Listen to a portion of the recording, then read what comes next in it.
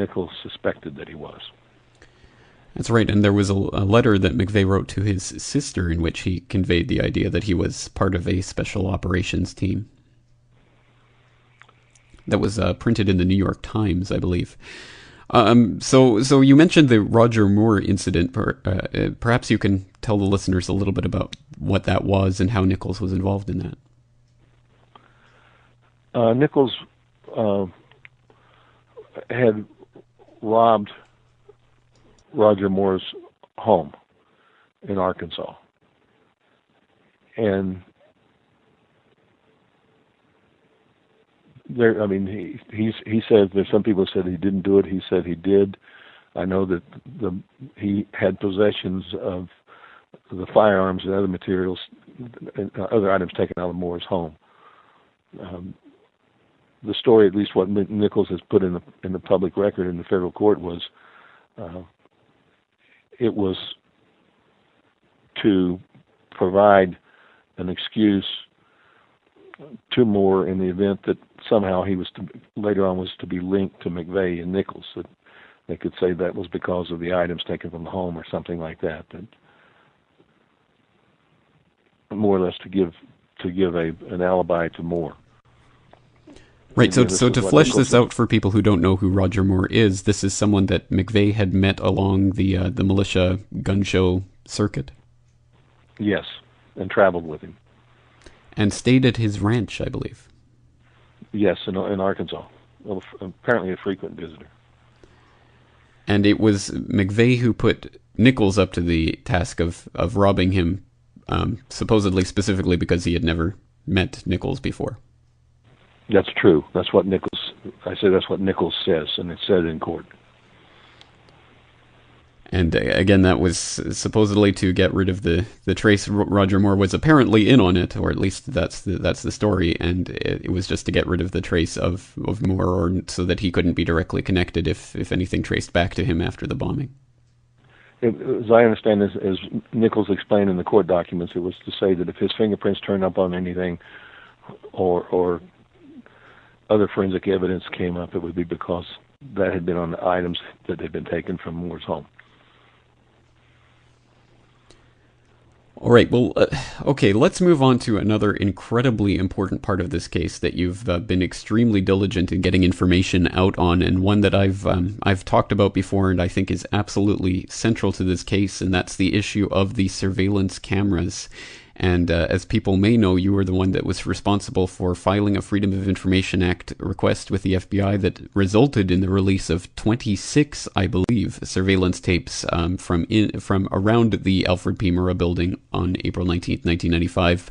But perhaps you can tell us a little bit more about that case and how it developed.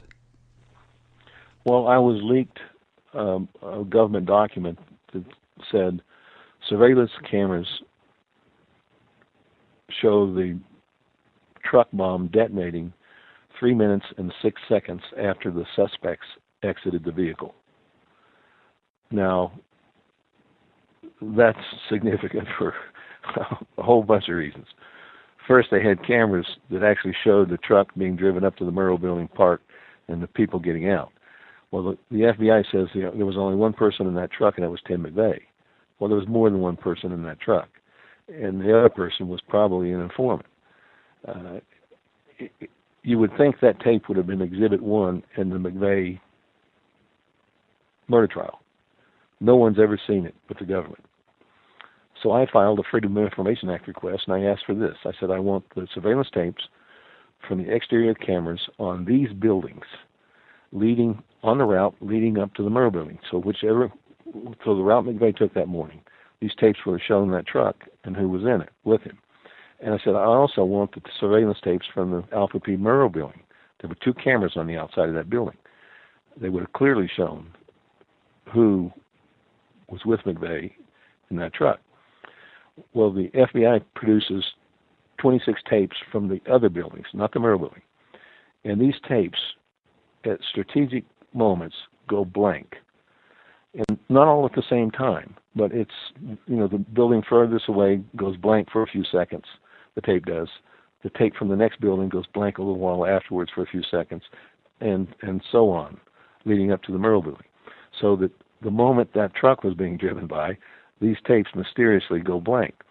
And the FBI says, well, that's because the tapes were being recycled or changed, I think that was their excuse.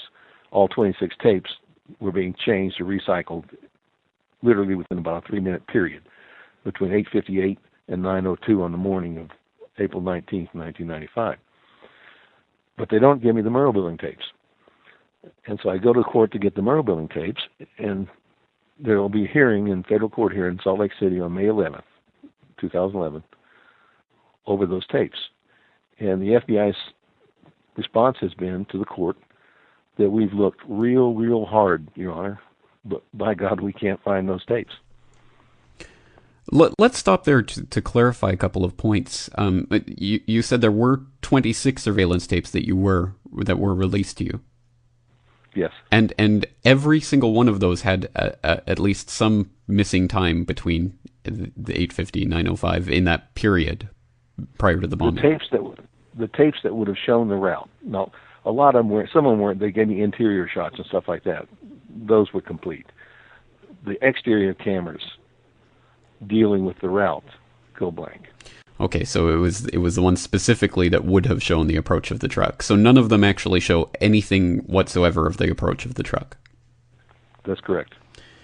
And regarding the Murrah Building cameras themselves, I have read that they actually were being stored. The footage was being stored off-site. It wasn't actually tape in cameras on the building. But I have no source to back that up. I don't have any confirmation of that. Is that your understanding, or is there actually tapes that were secured from the building that day? It's more than my understanding. I obtained 2 declarations, which is like an affidavit used in federal court. One was from an Oklahoma City police officer who had been on the, I guess it's a special detail that provides security to federal officials who come to Oklahoma.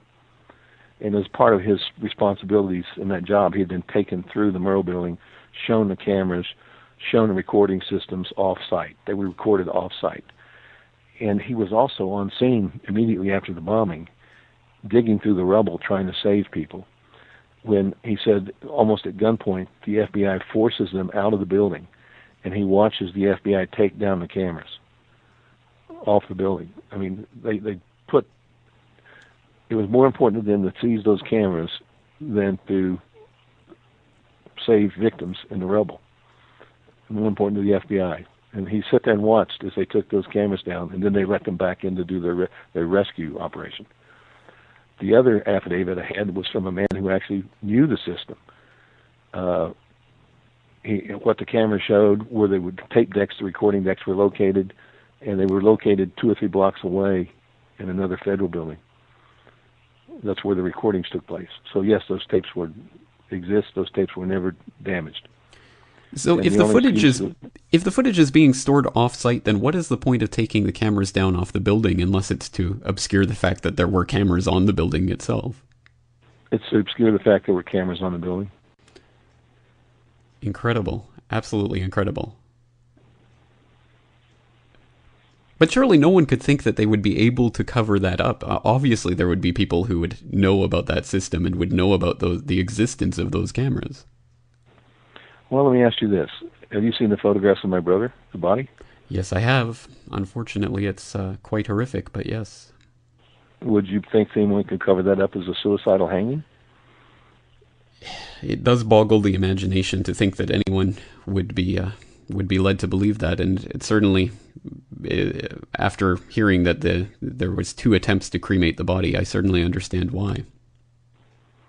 Well, they've succeeded in covering that up as my brother's murder is a suicidal hanging.